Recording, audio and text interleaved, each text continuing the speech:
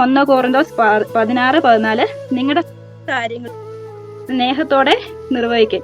അപ്പം ഈ സ്നേഹത്തോടെ എന്ന് പറഞ്ഞു കഴിഞ്ഞാണ്ടല്ലോ, നമ്മൾ എല്ലാ കാര്യവും ചെയ്യും. എന്താ വെച്ചാൽ നമ്മളിപ്പം നമ്മുടെ ഹസ്ബൻഡായിട്ട് പിണങ്ങിയിരുന്നാലും അല്ലെങ്കിൽ നമ്മുടെ ഇൻലോസായിട്ട് പിണങ്ങിയിരുന്നാലും നമുക്ക് അവർക്ക് ചെയ്ത് കൊടുക്കാനുള്ള എല്ലാ കാര്യവും നമ്മൾ ചെയ്യും. നമ്മൾ എന്തായാലും ചെയ്യും. നമ്മൾ കൃത്യമായിട്ട് ഫുഡ് ഉണ്ടാക്കും, അവർക്ക് വിളമ്പി കൊടുക്കും, എല്ലാം ചെയ്യും.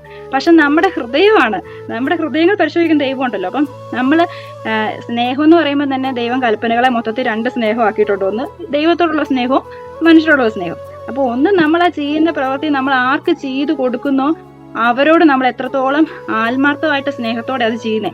ഈശോ പറയുന്നത് അത് എനിക്ക് വേണ്ടി ചെയ്യുന്ന പോലെ, അങ്ങനെ ഒരു വചനമുണ്ട്.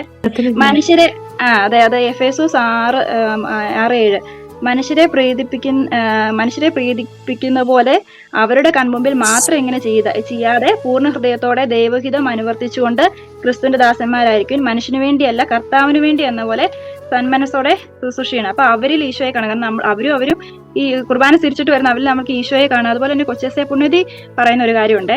കൊച്ചേസേ പുണ്യതി എല്ലാവരിലും ഒരാളെ കാണുമ്പോൾ അവരിലെ ആത്മാവിനെയാണ് കാണുന്നത്. അതായത് ഈശോ നമ്മളെ നോക്കുമ്പോൾ നമ്മുടെ ആത്മാവിലേക്കല്ല നോക്കുന്നത് എന്ന് പറഞ്ഞ പോലെ കൊച്ചേസേ പുണ്യതി എല്ലാവരെയും കാണുമ്പോൾ അവരിലെ ആത്മാവിനെയാണ് കാണുന്നത്.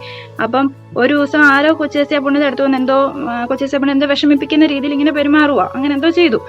അപ്പം കൊച്ചേസേ പുണ്യതി വിചാരിച്ചെന്ന് വെച്ചാൽ ആ ആത്മാവിനോട് സഹതപിക്കും. ഈശോ ആ ആത്മാവിനെ എങ്ങനെ ആയി പോയല്ലോ. അപ്പൊ എന്നിട്ട് കൊച്ചേസേ പുണ്യതി ഈശോയോട് ചോദിക്കുക, ഈശോയെ അതെന്നെ ആ ആത്മാവിനെ അങ്ങനെ ചെയ്യാൻ പറ്റുള്ളല്ലോ.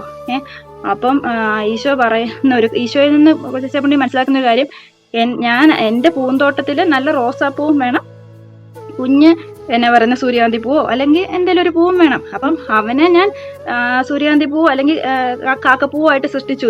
സൂര്യകാന്തി പൂ, നിന്നെ റോസപ്പൂ, അങ്ങനെ അവർക്ക് ദൈവം ഓരോ കൃപ കൊടുത്തിരിക്കുന്നുണ്ട് എന്ന് പറഞ്ഞാൽ. പക്ഷെ നമ്മളായിരിക്കുന്ന സാഹചര്യത്തിൽ നമ്മളോട് എന്തെങ്കിലും വരുമ്പോൾ എന്നാലും എന്നോട് അങ്ങനെ പറഞ്ഞല്ലോ എന്നാലും നമ്മൾ മനസ്സിൽ ചിന്തിക്കുള്ളൂ. നമ്മളെ പറ്റി അങ്ങനെ ചിന്തിക്കും. പക്ഷെ അതിനപ്പുറത്തോട്ട് ആ ആത്മാവിന് ആ ഒരു ബലഹീനതയിൽ നിന്ന് അങ്ങനെ പറ്റുമല്ലോ. ഈശോയെ ആ ആത്മാവിനെ കരുണയായിരിക്കണേ, അല്ലെ ആ ആത്മാവിനെ കൃപ കൊടുക്കണേ. അങ്ങനെ നമ്മൾ ഈ കൊച്ചേസേ പുണ്യതയെ പോലെ മറ്റുള്ളവരെ ആത്മാവിനെ കാണാൻ, ഈശോ കാണുന്ന പോലെ അവരെ അല്ലെങ്കിൽ ഈശോയെ കാണാൻ അങ്ങനെ നമുക്ക് പറ്റുന്ന. ഇപ്പൊ ഞാൻ എന്നെ ഉൾപ്പെടെ കേട്ടോ പറയുന്നേ, നമ്മൾ അങ്ങനെയൊക്കെ ചെയ്യണമെന്നാണ് ശരിക്കും ഈശോ ആഗ്രഹിക്കുന്നത്.